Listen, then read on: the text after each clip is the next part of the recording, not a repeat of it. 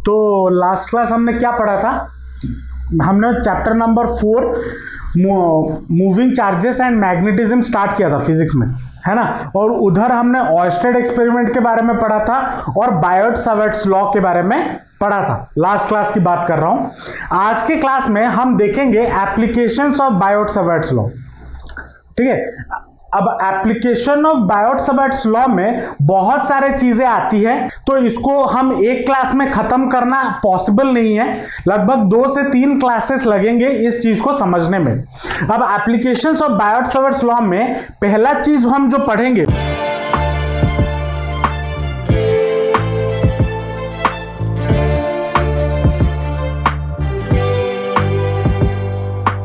Application of Biot-Savart's law में जो पहला चीज हमें पढ़ना है वो है magnetic field due to a finite current carrying conductor, या फिर बोल सकते हो straight current carrying conductor. Same चीज है, अलग अलग बुक में अलग अलग चीजें लिखा हुआ होता है। तो बेसिकली हमें करना क्या है, हमारे पास एक वायर है जिसमें करंट भाग रहा होगा और उसके वजह से एक पॉइंट पे हमें मैग्नेटिक फील्ड निकालनी है। ठीक है, चलो डायग्राम बनाते हैं। इस वाले बोर्ड पे मैं डायग्राम बना रहा हूं और इस वाले बोर्ड पे हम कैलकुलेशन करेंगे। तो समझना, मान लो ये एक वायर है, ठीक है, ये x से स्टार्ट होता है और y पे खत्म होता है। मान लो करंट इस पे ऐसे फ्लो कर रहा है, I करंट। ठीक है, एक कंडक्टर है x एंड y जिसमें करंट फ्लो कर रहा है I। ठीक है, मुझे मान लो लेट इस पॉइंट पे मैग्नेटिक फील्ड निकालना है। मान लो P पॉइंट पे मुझे इस कंडक्टर के वजह से इधर मैग्नेटिक फील्ड निकालना है। तो इधर मैग्नेटिक फील्ड निकालने के लिए पहले मुझे क्या करना होगा, मैं यहां से मान लो इस पॉइंट P से इस वायर पे एक परपेंडिकुलर ड्रॉप कर देता हूं जो कि 90 डिग्री है, और यहां से यहां तक का जो डिस्टेंस है वो मान लो कितना है A, और मान लो ये वाला जो पॉइंट है वो है Q। ठीक है, मैं नेमिंग कुछ भी ले रहा हूं, आप अपने हिसाब से लेना, लेकिन चीजों को समझना जरूरी है कि इसमें हो क्या रहा है। ठीक है, चलो अब मैं इसमें एक छोटा सा करंट एलिमेंट लूंगा या छोटा सा एलिमेंट लूंगा। ठीक है, क्योंकि यहां पे जब मैग्नेटिक फील्ड प्रोड्यूस हो रहा होगा तो ये चीज को समझना, अगर मैं यहां पे मैग्नेटिक फील्ड निकालने की कोशिश कर रहा हूं तो मैं पूरा का पूरा वायर के वजह से मैग्नेटिक फील्ड निकालने की कोशिश कर रहा हूं। ऐसा नहीं है कि एक छोटे से पार्ट के लिए निकाल रहा हूं। तो जैसे हमने बायोट-सावर्ट लॉ में एक छोटा सा पार्ट लिया था DL करके, जिसको हम करंट एलिमेंट से नाम से जानते थे, वैसे ही मैं यहां पे भी एक छोटा सा पार्ट लूंगा, मान लो यहां पे, और इसको मैं नाम दे देता हूं DL।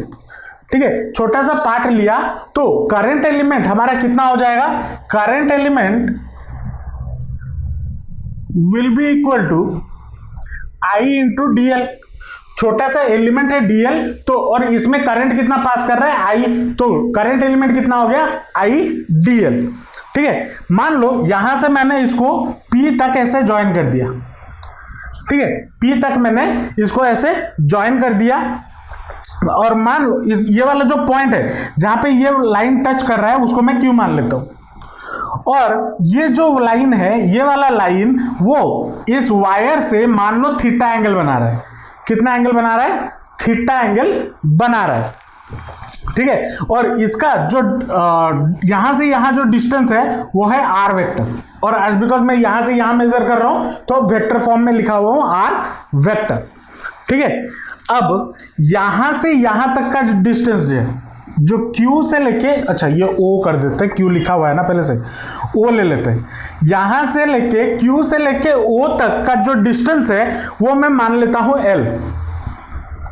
ठीक है, और ये Y पॉइंट से यहां तक का जो P पॉइंट, मैंने एक लाइन जोड़ा, और वैसे ही X पॉइंट से भी मैं P पॉइंट तक एक लाइन जोड़ा, और यहां पे ये जो एंगल बन रहा है, कौन सा एंगल, एक तो इस लाइन से मतलब QP से XP तक एक एंगल बन रहा है, और YP से QP तक एक एंगल बन रहा है, ये वाला 2 एंगल बन रहा है।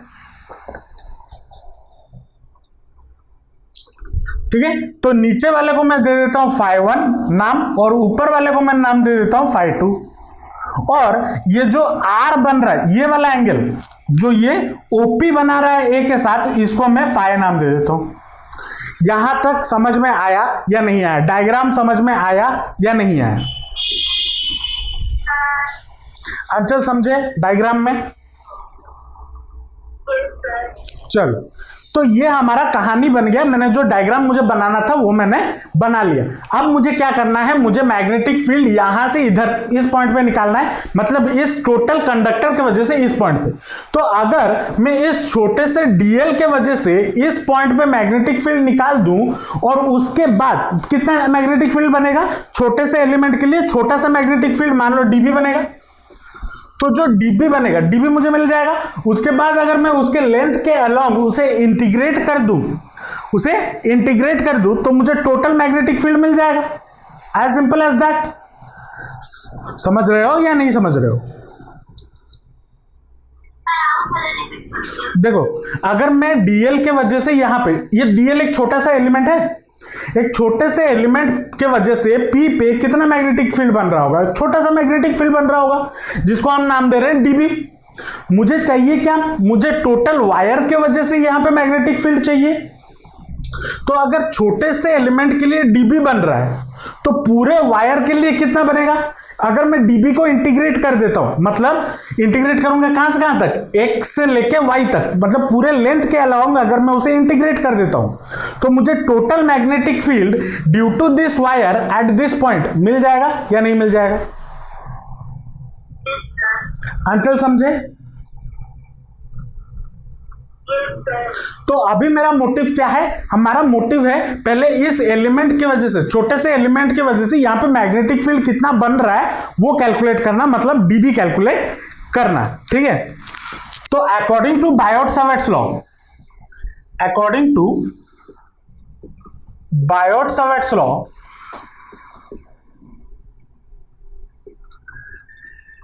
डीबी हमारा कितना होता है, छोटा सा element, mu not by 4 pi into I D L sine theta by R square. ये होता है या नहीं होता है? होता है ना, लास्ट क्लास पढ़े थे बायोट-सावर्ट्स लॉ की वजह से। और ये थीटा क्या हुआ करता था बायोट-सावर्ट्स लॉ में, याद करो, ये थीटा क्या हुआ करता था? ये थीटा हमारा एंगल हुआ करता था कहां से, अगर मैंने ये वायर लिया हुआ है, बायोट-सावर्ट्स लॉ क्या था, और यहां से मैंने इस पॉइंट पे निकाला हुआ था, तो ये एंगल थीटा हुआ करता था, है ना। अगर याद करो बायोट-सावर्ट्स लॉ कुछ ऐसा हुआ करता था, तो ये थीटा उस एंगल को रिप्रेजेंट करता था। चलो, अब हम इसमें यहाँ पे एज बिकॉज एक थीटा है, लेकिन यहाँ पे बहुत सारे मल्टीपल एंगल्स हैं। एक तो यहाँ पे थीटा है ही है, लेकिन फाई भी है, फाई 1 है, फाई 2 है, तो यहाँ पे ये चीजें थोड़ा लोचा करेंगी। तो उसको पहले हम सॉल्व करते हैं। अगर हम एक ट्रायंगल देखें ओ क्यू पी, मुझे थीटा का वैल्यू चाहिए ना, ये थीटा है, तो O Q P in triangle O Q P, in triangle O Q P मेरा क्या हो जाएगा, थीटा प्लस फाई, मतलब ये वाला जो एंगल फाई है, फाई प्लस थीटा मेरा कितना हो जाएगा, एज बिकॉज ये 90 डिग्री है, फाई प्लस थीटा मेरा कितना हो जाएगा, 90 हो जाएगा। होगा या नहीं होगा, क्योंकि ये एक राइट एंगल ट्रायंगल है। तो phi plus theta is equal to 180 degree, sorry क्या लिख रहा हूं मैं, 90 डिग्री होगा या नहीं होगा। तो थीटा इक्वल टू कितना हो जाएगा, theta will be equal to 90 minus 5 होगा या नहीं होगा।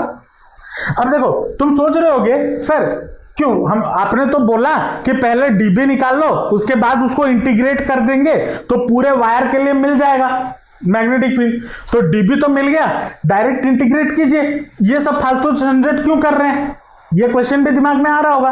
मैं ये फालतू झंझट इसलिए कर रहा हूं क्योंकि यहां पे मुझे जब मैं इंटीग्रेट करूंगा, कहां से कहां तक करूंगा, इसका लेंथ तो मुझे पता नहीं, लेंथ मुझे पता है, लेंथ पता नहीं है। अगर लेंथ पता होता तो मैं डायरेक्ट लेंथ के अलोंग कर देता। मुझे पता है फाई 1 और फाई 2, तो मैं इसको फाई 1 और फाई 2 के फॉर्म में लाना चाह रहा हूं, मतलब ये जो थीटा है मैं इसको फाई के फॉर्म में लाना चाह रहा हूं, ताकि जब मैं इंटीग्रेट करूं मुझे आसानी से इंटीग्रेशन मेरे से हो जाए। ये दिमाग में रखना, मैं क्यों इसको कन्वर्ट कर रहा हूं। फिजिक्स में कोई चीज किया जा रहा है उसका क्यों जरूर होता है, क्यों मतलब ये इसलिए हुआ है, और वो अगर जान लिए तो फिजिक्स मक्खन की तरह हो जाएगा। ठीक है, तो थीटा यहां पे मुझे कितना मिल गया 90 - 5, ये मिल गया।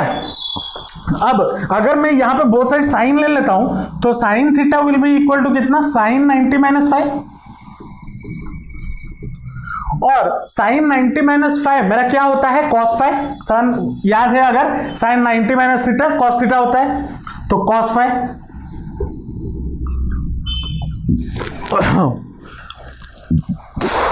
सॉरी, ठीक है, साइन 90 - 5 मुझे cos 5 मिल गया। अब देखो अगर मैं इस ट्राइंगल में जाऊं, कौन से, वही सेम ट्राइंगल में, ठीक है, वही सेम ट्राइंगल OQP, इस वाले ट्राइंगल में आऊं तो cos 5 ऑल्सो,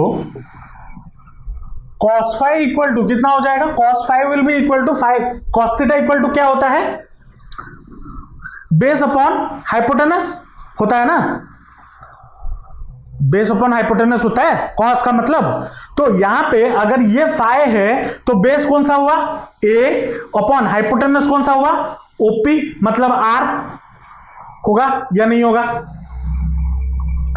तो cos 5 will be equal to a/r होगा या नहीं होगा, होगा। तो r will be equal to कितना हो जाएगा, a/cos 5, ये होगा। और 1/cos 5 इक्वल टू क्या होता है, sec 5। तो मैं इसको क्या लिख सकता हूं, a sec 5 लिख सकता हूं या नहीं लिख सकता हूं। यहां पे मुझे थीटा का जो इशू था, जो साइन थीटा का वैल्यू था, वो मैं cos 5 के फॉर्म में लिख दूंगा, ठीक है। लेकिन यहां पे जो dl का वैल्यू है वो dl कहां से लाएं, ये तो अब दिक्कत हो रहा है।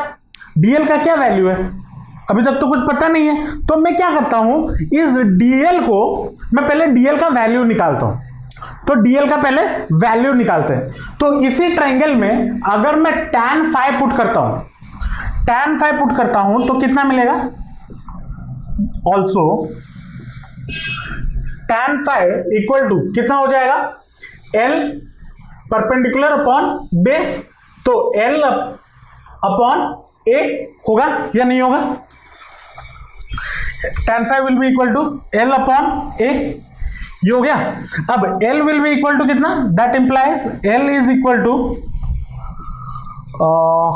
हाँ A tan 5 होगा।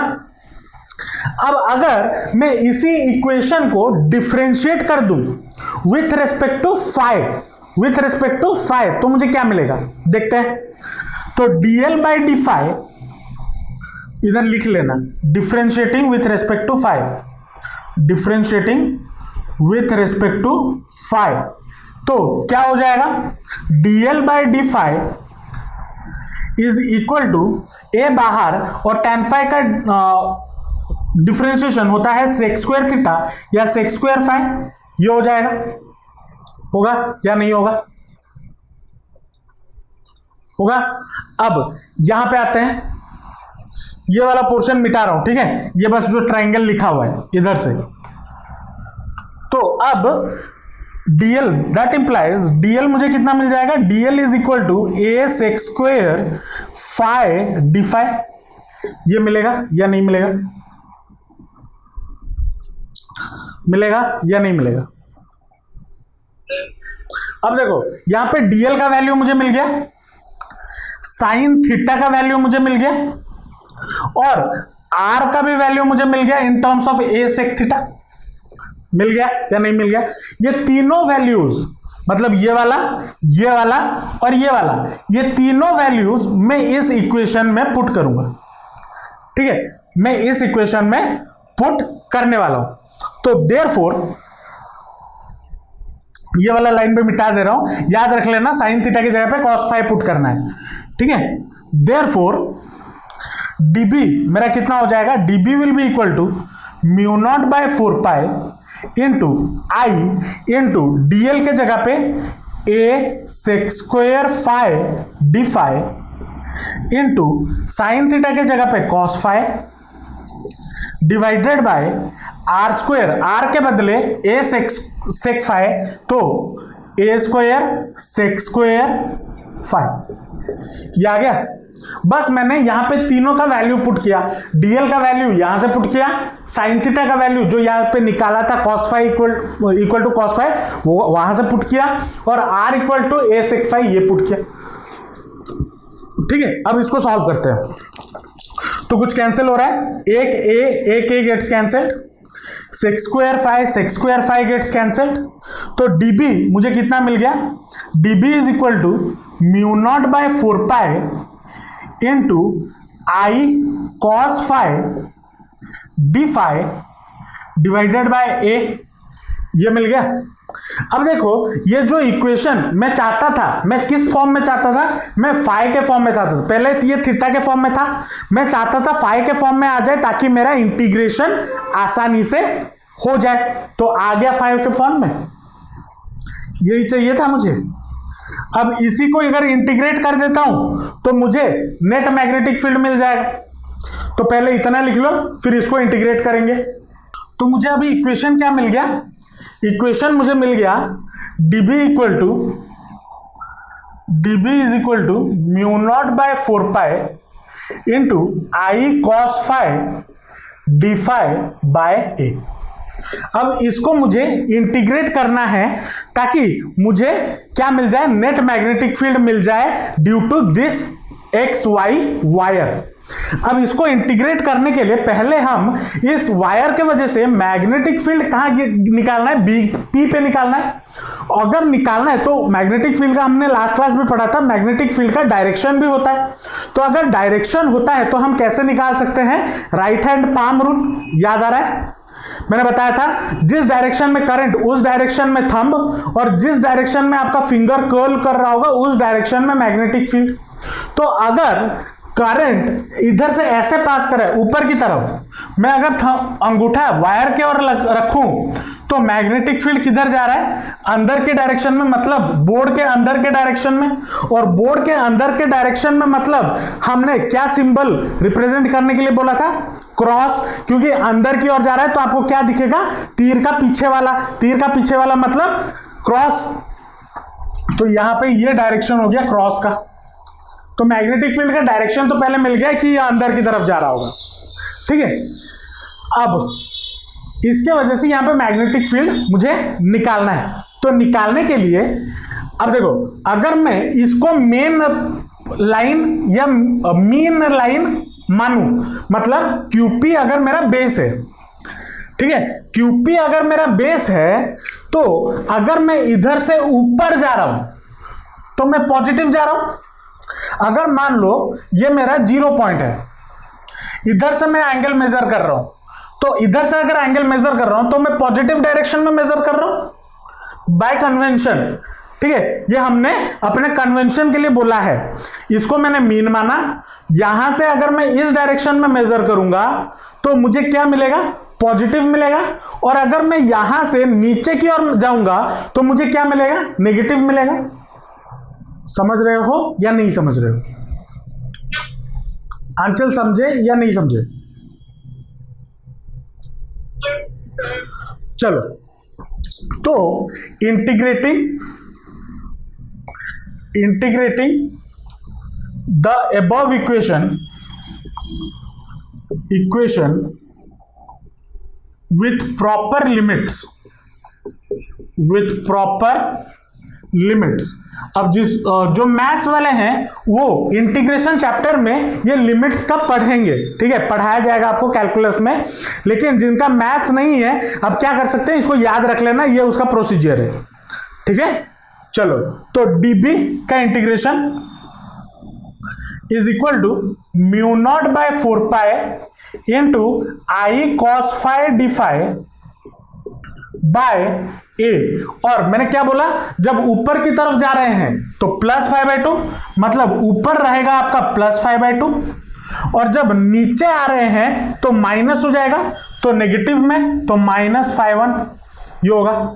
ये हमारा लिमिट्स है। तो जो अपर लिमिट है वो क्या है, φ2, और जो लोअर लिमिट है वो क्या है, φ1। ठीक है, तो dB को अगर मैं इंटीग्रेट करता हूं तो मुझे क्या मिलेगा, मुझे B मिलेगा, क्योंकि dB एक छोटा सा मैग्नेटिक फील्ड था, उसको अगर इंटीग्रेट कर दूं तो मुझे बड़ा सा मैग्नेटिक फील्ड मिलेगा, तो मैंने यहां पे बड़ा सा मैग्नेटिक फील्ड लिख लिया, कैपिटल B। ठीक है, अब यहां पे इंटीग्रेशन के कुछ रूल्स हमें पता होने चाहिए। इंटीग्रेशन का रूल ये बोलता है जो सारे कांस्टेंट टर्म है वो इंटीग्रेशन साइन के बाहर आ जाएंगे। ठीक है, डिफरेंशिएशन में जैसा होता है इंटीग्रेशन में भी वैसे ही होता है, जो सारे कांस्टेंट टर्म है वो इंटीग्रेशन साइन के बाहर आ जाएंगे। तो कांस्टेंट टर्म क्या क्या है, म्यू नॉट बाय 4 कांस्टेंट है, आई हमारा कांस्टेंट है, ए हमारा कांस्टेंट है। ठीक है, ए हमारा क्या है, ये वाला, ये कभी बदलने नहीं वाला, करंट इसमें जो फ्लो कर रहा है वो कभी बदलने नहीं वाला, म्यू नॉट बाय 4 वैसे ही कांस्टेंट है, तो सारा को बाहर ले आओ, तो that will be equal to mu not by 4 into I by A, और इंटीग्रेशन के अंदर cos phi D phi limit -φ1 से लेके φ2 तक। ठीक है, ये हो गया। अब याद रखना cos फाई का जो इंटीग्रेशन होता है, cos फाई का इंटीग्रेशन होता है sin फाई। ठीक है, याद रख लेना, ये फॉर्मूला है, क्लास 11th में भी बताया था, cos फाई का इंटीग्रेशन होता है sin फाई। ठीक है, तो ये कितना हो जाएगा, ये हो जाएगा आपका cos फाई का इंटीग्रेशन sin फाई, तो b is equal to mu not by 4 into I by A sin phi, और लिमिट हमारा है -φ1 से लेके φ2। ठीक है, ऐसे लिमिट को लिखा जाता है आफ्टर इंटीग्रेशन। आफ्टर इंटीग्रेट करने के बाद इसको स्क्वायर ब्रैकेट के अंदर लिखा जाता है अगर लिमिट हो। ठीक है, अगर लिमिट ना हो तो कुछ लिखा नहीं जाता, एज बिकॉज लिमिट है तो इसको स्क्वायर ब्रैकेट में लिखा जाता है। तो b will be equal to कितना हो जाएगा, अब लिमिट को सॉल्व करते हैं। लिमिट को सॉल्व करने का तरीका क्या है, पहले अपर लिमिट पुट करो, फिर माइनस लोअर लिमिट करो, upper limit minus lower limit, ये रूल है। ठीक है, तो b will be equal to mu not by 4 into I by A into upper limit मतलब sine φ2 minus sine lower limit -φ1, ये हो जाएगा। ठीक है, और साइन माइनस थीटा क्या होता है, minus sine theta, sine minus theta equal to minus sine theta, ये छोटे क्लासेस ट्रिगोनोमेट्री में पढ़े हो। तो b इक्वल टू कितना हो जाएगा, b will be equal to mu not by 4 into I by A, क्या हो जाएगा साइन φ2, ये माइनस बाहर आ जाएगा तो माइनस माइनस प्लस, तो प्लस साइन φ1, ये हो गया। ठीक है, तो magnetic field due to the या फाइनाइट लॉन्ग वायर का फॉर्मूला, जनरल फॉर्मूला क्या आ गया, b is equal to mu not by 4 into I by A into sine φ2 plus sine φ1। ठीक है, समझे या नहीं समझ में? चलो इसको नोट डाउन कर लो। अब इसमें भी कुछ स्पेशल केसेस हैं, उसके बारे में भी डिस्कस करेंगे, पहले इसको नोट डाउन कर लो। अब आते हैं कुछ स्पेशल केसेस पे। स्पेशल केसेस क्या है, अभी हमने क्या पढ़ा, किसके वजह से मैग्नेटिक फील्ड निकाला, हमने निकाला एक फाइनाइट वायर के वजह से। मतलब अगर वायर हमारा हम मेजर कर सकते हैं, फाइनाइट कर सकते हैं। ठीक है, लेकिन अगर ऐसा हो जाए इनफाइनाइट वायर मिल जाए, मतलब जिसका लेंथ आप मेजर नहीं कर सकते हो, तो इनफाइनाइट वायर के लिए क्या हो जाएगा समझना। मान लो वायर हमारा कुछ ऐसा है, इधर से इधर ये केस 1 और इधर से इधर, ठीक है, और बोला है इस पॉइंट पे मैग्नेटिक फील्ड निकालो। ठीक है, इस पॉइंट पे मैग्नेटिक फील्ड निकालो। तो यहां पे देखो, अगर ये जैसे जैसे इस पॉइंट से x पॉइंट से बढ़ता जाएगा, ठीक है, अब इसको समझना, अगर x पॉइंट से मैं इसको बढ़ाते लंबा करते करते जाऊं, मतलब तार को और बढ़ाते बढ़ाते जाऊं एक एंड से, तो ये जो एंगल है ये एंगल भी बढ़ता जाएगा, जाएगा या नहीं जाएगा, ऐसे ऐसे बढ़ता जाएगा, क्योंकि आप तार को जैसे जैसे लंबा करते जाओगे, मान लो इधर तक तार किया तो ये ऐसे एंगल बढ़ गया, इसको और लंबा किए तो ये φ2 और बढ़ते हुए जाएगा, जाएगा या नहीं जाएगा। तो अगर इनफाइनाइट हो गया, ये बढ़ते बढ़ते बढ़ते बढ़ते एंगल मैक्सिमम कितना हो जाएगा, इतना 90 डिग्री तक हो जाएगा या नहीं हो जाएगा।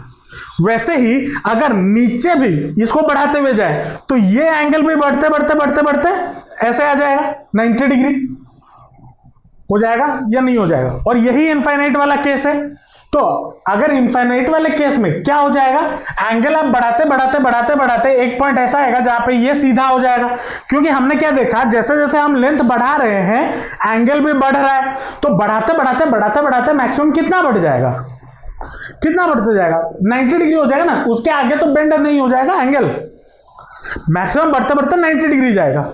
और इधर से भी मैक्सिमम बढ़ते बढ़ते नेगेटिव 90 जाएगा, मतलब अगर मैग्नीट्यूड की बात करें तो पॉजिटिव 90 डिग्री मूव करेगा, उससे आगे तो मूव नहीं करने वाला ना। तो फॉर इनफाइनाइट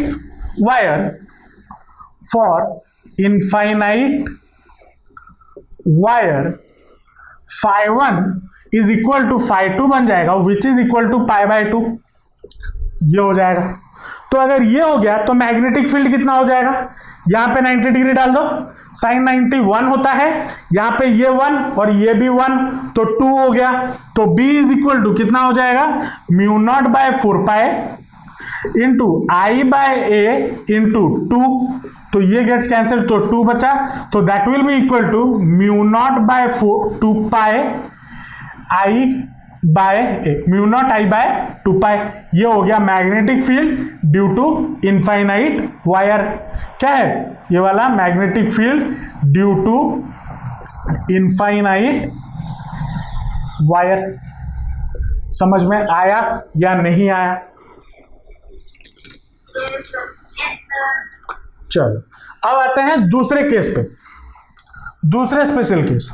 दूसरा स्पेशल केस क्या है, मान लो ये तार एक एंड से इनफाइनाइट है, मतलब अगर मान लो तार यहां से निकल रहा है तो इधर से इनफाइनाइट है, ठीक है, लेकिन इधर से फाइनाइट है, और आपको इस पॉइंट पे मैग्नेटिक फील्ड निकालना है, इस वायर के इस पॉइंट पे, एक एंड के पॉइंट से परपेंडिकुलर बाइसेक्टर, इस पॉइंट पे निकालना है मैग्नेटिक फील्ड। तो क्या हो जाएगा, ये वाला जो एंगल है, जो φ1 एंगल है, वो क्या होगा, 0, क्योंकि ये इसी एंड पे है। अगर यहां से तार शुरू हो रहा है तो एंगल कितना होगा, ये तो एंगल कुछ जाएगा ही नहीं ना, तो φ1 0 हो गया। और जैसे जैसे आप ऊपर जा रहे हो, इंफिनिटी जा रहे हो, तो φ2 आपका 90 हो गया। अब इसके लिए मैं यहां पे लिया हूं, आप ऊपर ले सकते, मतलब तार ऐसा भी कुछ हो सकता है, ऐसा, और नीचे की तरफ इनफाइनाइट, ये वाला, इस वाले केस में कोई दोनों सेम केस है, ठीक है। इधर क्या हो जाएगा, इधर φ1 हमारा 0 और φ2 हमारा 90 डिग्री हो जाएगा, और इस वाले केस में φ1 हमारा 90 डिग्री हो जाएगा और φ2 हमारा 0 डिग्री हो जाएगा। सेम चीज है। अगर पुट करें तो क्या हो जाएगा, अल्टीमेटली कोई एक वैल्यू sin φ1, इस वाले के लिए अगर देखें तो sin φ1 0 और sin 90 1, और इस वाले केस देखें तो sin φ2 0 और sin φ1 1, तो बात एक ही है। तो अल्टीमेटली B हमारा कितना हो जाएगा, B will be equal to, दोनों कंडीशन के लिए ये प्लस 1 + 0 1 होता है, तो μ0 into I divided by 4π into A, ये निकल के आ गया। समझ में आया या नहीं आया? नेक्स्ट एप्लीकेशन से जानने से पहले हम थोड़ा डायरेक्शन के बारे में चर्चा कर लेते हैं। इस पे थोड़ा कंफ्यूजन होता है बच्चों को, और इसी के रिलेटेड, डायरेक्शन के रिलेटेड क्वेश्चन भी पूछा जाता है, तो उसके बारे में थोड़ा चर्चा कर लेते हैं, ठीक है। Direction of the magnetic field, इसी केस के लिए, मतलब इन वायर के लिए क्या होगा, मैंने अभी बताया आपको कि क्या होगा डायरेक्शन के लिए, अंदर की तरफ। अब ये अंदर बाहर क्या है, 3 डायमेंशन में अंदर बाहर क्या होगा, अगर मान लो मैं 3 डायमेंशन में एक ऐसे तार रख दूं, अब किसके अंदर किसके बाहर, कौन समझेगा, है ना। तो इसको समझते हैं। अगर मान लो 3 डायमेंशन में ऐसे वायर है, मैंने क्या बोला, जिस डायरेक्शन में करंट हो उसी डायरेक्शन में थंब पकड़ लो। मान लो ये वायर है और इसमें करंट पास कर रहा है, मैंने उसको ऐसे पकड़ लिया थंब के डायरेक्शन में। अब इसको टच, अगर असली में वायर है इसको टच मत करना, फिर तुम डायरेक्शन निकालने के काबिल ही नहीं रहोगे।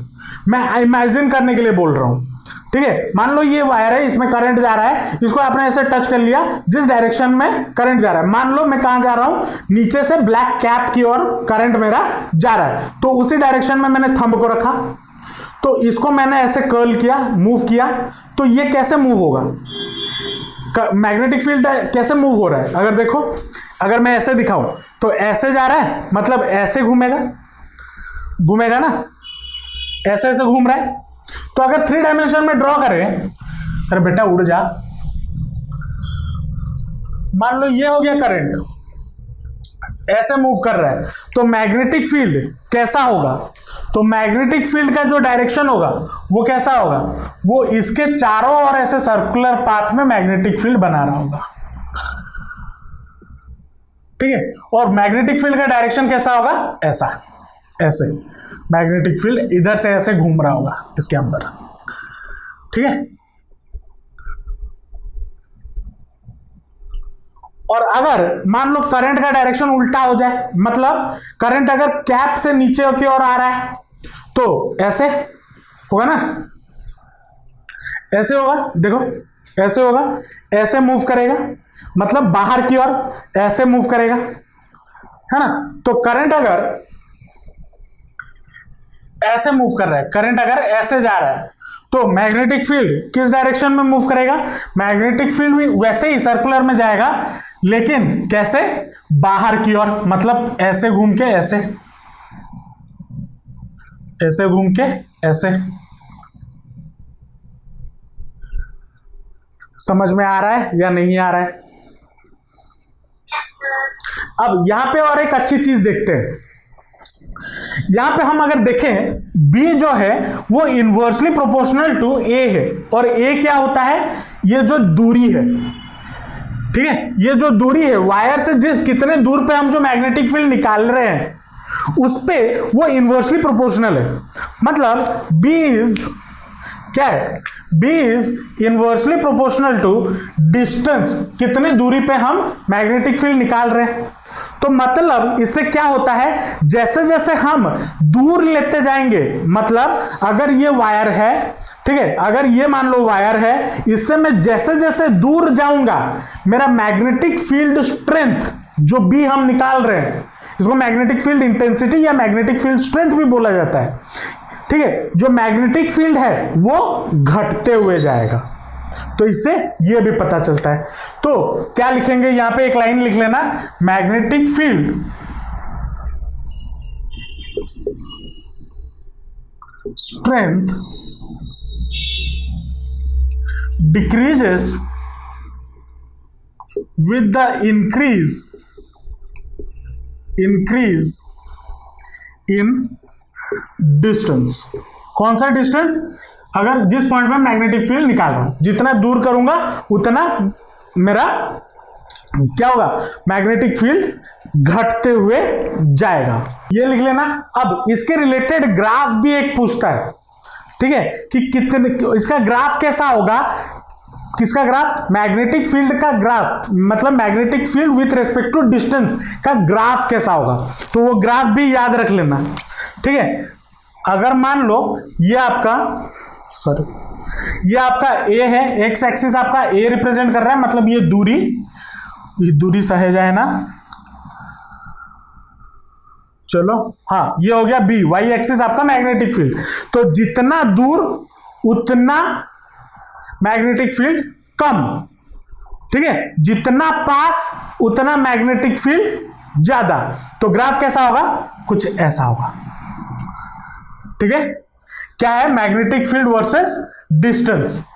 ये ग्राफ भी याद रखना, इसके रिलेटेड क्वेश्चन पूछ लेता है, अगर एमसीक्यू बोलो तो बन सकता है, ठीक है। मैं बहुत छोटे छोटे डिटेल्स आपको बता रहा हूं, क्योंकि पैटर्न में चेंजेस हुए हैं और क्वेश्चंस कैसे भी पूछ सकता है, और एंट्रेंस में तो एमसीक्यू पूछेगा ही पूछेगा। तो चीजों को अच्छे से समझो, और जो छोटी छोटी डिटेल्स है उसको दिमाग में रखो। और अगर मैं बोलते वक्त कुछ ऐसा इंपॉर्टेंट बोल ले रहा हूं जो आपको इंपॉर्टेंट लगता है, उसको कॉपी में नोट डाउन करो।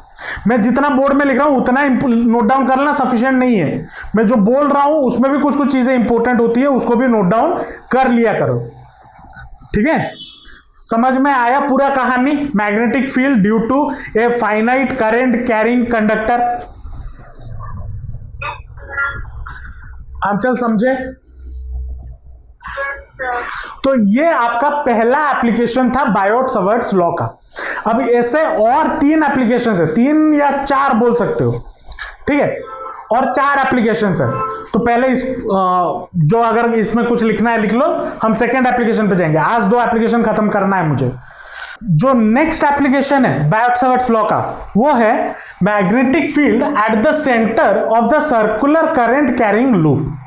अब मान लो ये आपका लूप है, ठीक है, ये कड़ा है। अब इसमें मैं करंट दौड़ा दिया, ठीक है, इसमें करंट भाग रहा है।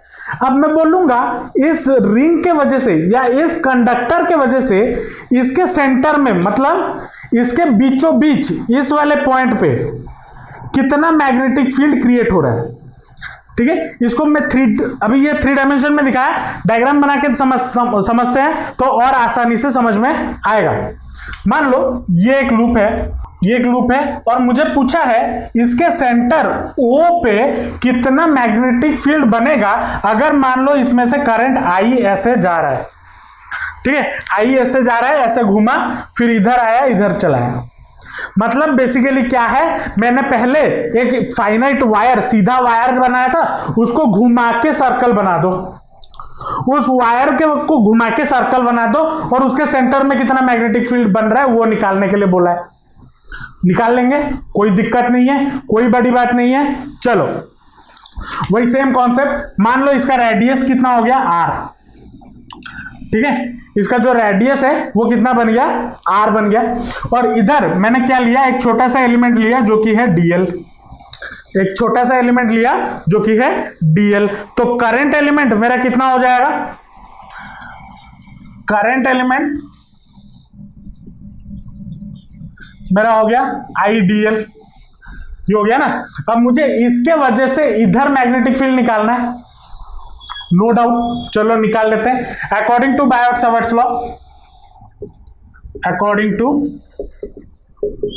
बायोट-सावर्ट्स लॉ, dB कितना होता है, dB is equal to μ0/4π into IDL sine theta divided by R², ये होता है ना बायोट-सावर्ट्स लॉ के हिसाब से।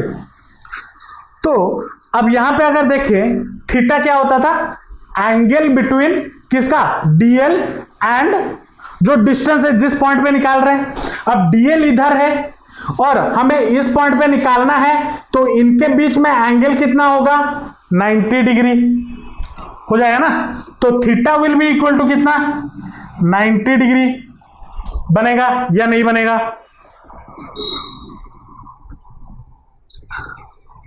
बनेगा ना। तो dB मेरा कितना हो जाएगा, therefore dB is equal to μ0/4π into IDL/R², ये बन जाएगा, बन जाएगा। अब मुझे एक DL के वजह से मैग्नेटिक फील्ड मिल गया इस पॉइंट पे, कहां पे, एट द सेंटर, R ये है ना, एट द सेंटर इस DL के वजह से मैग्नेटिक फील्ड मिल गया। तो पूरे सर्कल के वजह से कितना होगा, उसको इंटीग्रेट कर दो। कहां से कहां इंटीग्रेट करेंगे, कहां से कहां इंटीग्रेट करना होगा, उसके कंडक्टर के पूरे लेंथ के अलोंग। इससे पहले जब हम इनफाइनाइट वायर के लिए निकाल रहे थे तो एंगल के अलोंग निकाल रहे थे। मैं अभी चाहता हूं एंगल के अलोंग कोई टेंशन नहीं लेना, मुझे चाहिए इसके लेंथ के अलोंग। अगर मैं सरकमफ्रेंस के अलोंग निकाल दूं तो मुझे मिल जाएगा। और सरकमफ्रेंस कितना होता है एक सर्कल का, 2πr होता है ना। तो इसको इंटीग्रेट कर देते हैं, इंटीग्रेटिंग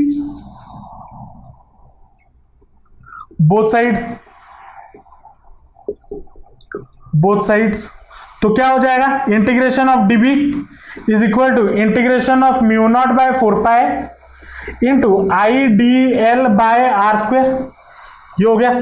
अब इसको इंटीग्रेट करेंगे तो dB को इंटीग्रेट करेंगे तो क्या हो जाएगा, dB को इंटीग्रेट करेंगे तो क्या आ जाएगा, B आ जाएगा, क्योंकि डीबी क्या था, इस छोटे से एलिमेंट की वजह से मैग्नेटिक फील्ड, तो डीबी को इंटीग्रेट करेंगे तो वो बड़ा सा बी बन जाएगा, मतलब बड़ा सा मैग्नेटिक फील्ड। तो बी इज इक्वल टू कितना हो जाएगा, mu not by 4 pi constant, I भी कांस्टेंट, आर हमारा रेडियस है वो भी कांस्टेंट, सारा बाहर, तो mu not by 4 pi into I by R square, constant बाहर आ गया, और इंटीग्रेशन ऑफ डीएल। और डीएल का इंटीग्रेशन मतलब क्या है, इस टोटल का इंटीग्रेशन, इसको अगर इंटीग्रेट करेंगे, डीएल क्या है, एक छोटा सा एलिमेंट इस सर्कुलर पाथ का, तो डीएल को इंटीग्रेट करेंगे तो हर छोटे छोटे डीएल को अगर मैं ऐड करते हुए जाऊं तो मुझे क्या मिलेगा, पूरा सर्कल मिलेगा। तो डीएल का इंटीग्रेशन मुझे कितना मिल जाएगा, 2 पाई आर, तो that will be equal to B is equal to mu not by 4 pi into I by R square into 2 pi R, ये मिल जाएगा। तो पाई से पाई गेट्स कैंसिल, 4 से 2 गेट्स कैंसिल, तो बचा 2, आर से एक आर गेट्स कैंसिल, तो बचा कितना, B is equal to mu naught I by 2 R, ये बचा। तो magnetic field due to a current carrying circular loop, एक करंट कैरिंग सर्कुलर लूप कितना आया, B is equal to mu naught I by 2R। समझ में आया या नहीं आया, इसको नोट डाउन कर लो। अब डायरेक्शन की भी बात करेंगे, पहले इसको नोट कर लो। उधर जाने, डायरेक्शन पे जाने से पहले एक चीज ये देख लो। अब यहां पे जो मैंने तार लिया, मैंने एक ही तार लिया ना, मतलब एक ही तार को मैंने घुमाया, एक बार घुमाया, मतलब ये एक ही तार है। अगर मान लो ऐसे में कई तारों को उसके ऊपर के ऊपर वुंड कर देता, मतलब मैं नंबर ऑफ कॉइल्स अगर बढ़ा देता, ठीक है, if there are n number of loop, if there is n number of turns, n turns in the loop wound together, तो मैग्नेटिक फील्ड मेरा कितना हो जाएगा, then B is equal to mu naught into N I divided by 2R, ये भी याद रख लेना, ठीक है। अब इसके डायरेक्शन के बारे में बात करते हैं। डायरेक्शन कैसा होगा, मैंने क्या बोला, करंट कैसे मूव कर रहा है, ऐसे जा रहा है, ऐसे जा रहा है ना, ये आई का डायरेक्शन है, ऐसे जा रहा है आई, है ना। तो आई अगर ऐसे जा रहा है, वही सेम चीज लगाएंगे, कांग्रेस वाला राइट हैंड रूल, ठीक है। इधर रखो, करंट इस डायरेक्शन में जा रहा है, तो जिस डायरेक्शन में जा रहा है उस डायरेक्शन में अंगूठा, और अंदर की कर्ल किस डायरेक्शन में कर रहा है, अंदर की तरफ। तो मैग्नेट कोई भी पॉइंट पे ले लो, इस वाले पॉइंट पे ले लो ऐसे, तो अंदर की तरफ, इस वाले पॉइंट पे ले लो, इस वाले पॉइंट पे ऐसे जा रहा है ना, अंदर की तरफ, इधर लेना चाहो ले लो, अंदर की तरफ, कोई भी पॉइंट पे ले लो, मैग्नेटिक फील्ड अंदर की तरफ जा रहा है। तो मैग्नेटिक फील्ड का डायरेक्शन यहां पे कैसा हो जाएगा, क्रॉस। और अगर करंट का डायरेक्शन उल्टा होता, मतलब अगर करंट का डायरेक्शन कुछ ऐसा होता, आई मैंने ऐसे दिया हुआ ना, ब्लू पेन कहां गया, हाँ, मान लो करंट का डायरेक्शन ऐसा हो रहा होता, मतलब इधर से जा रहा होता आई, ऐसे ऐसे ऐसे, फिर इधर से बाहर आई, ठीक है। तब कैसा होता, तब करंट ऐसे, तो बाहर की तरफ मतलब इधर से ऐसे घूमेगा, फिर इधर से बाहर आएगा। अब देख लो, इधर तो बाहर की तरफ, इधर तो बाहर की तरफ, तो इधर से कैसे आएगा, बाहर की तरफ, तो इस पॉइंट पे, तो तब होगा डॉट। तो ब्लू पेन के वजह से करंट का डायरेक्शन ब्लू पेन का डॉट, और ब्लैक पेन के वजह से करंट का डायरेक्शन तो ब्लैक पेन का क्रॉस। तो आप वही राइट हैंड के इस्तेमाल करके, राइट हैंड पाम रूल को इस्तेमाल करके आप मैग्नेटिक फील्ड का डायरेक्शन निकाल सकते हो। तो करंट का डायरेक्शन ब्लू वाले को हटा दो, जो नॉर्मल हम ब्लैक वाले किए थे, तो यहां पे कैसा हो रहा है, बोर्ड के अंदर की तरफ या पेपर के अंदर की तरफ। तो वहां पे दिमाग लगाना है और देखना है कि करंट का डायरेक्शन किस डायरेक्शन में गिवन है, उस डायरेक्शन में आपका मैग्नेटिक फील्ड का डायरेक्शन डिपेंड करेगा। गोल्डन स्टेटमेंट है, दिमाग में बैठा लो। समझ में आया या नहीं आया? तो दो एप्लीकेशंस हुए, क्या क्या, एक magnetic field due to straight current carrying conductor और दूसरा हो गया magnetic field at the centre of the circular current carrying loop. Next class हम वही सर्कुलर लूप के बारे में बात करेंगे, इसी सर्कुलर लूप के बारे में बात करेंगे, लेकिन एक अलग पोजीशन पे मैग्नेटिक फील्ड निकालेंगे। तो वो हम नेक्स्ट क्लास समझेंगे। और एक चीज भी नेक्स्ट क्लास समझने वाले हैं जो कि है सोलिनॉइड और टॉरॉइड। होप आप लोगों को आज का क्लास समझ में आया होगा। अगर आपको कोई भी डाउट है या कोई भी प्रॉब्लम है तो, या मेरे से पढ़ाने में अगर कुछ गलत हो गया है तो नीचे कमेंट सेक्शन में जरूर बताना। मैं अपने आप को सुधारने की पूरी कोशिश करूंगा और आपको भी एक अच्छा कंटेंट डिलीवर करने की मेरी हमेशा यही कोशिश रहती है। तो अगर ये वीडियो अच्छा लगा तो लाइक जरूर कर देना और अपने दोस्तों के साथ भी शेयर जरूर कर देना और चैनल को सब्सक्राइब कर देना, क्योंकि मैं आपके लिए रेगुलरली आपके पढ़ाई के लिए कंटेंट अपने चैनल पर अपलोड करता रहता हूं। तो मिलते हैं नेक्स्ट वीडियो में। Till then all the best, जमकर पढ़ाई करते रहिए and thanks for watching the video.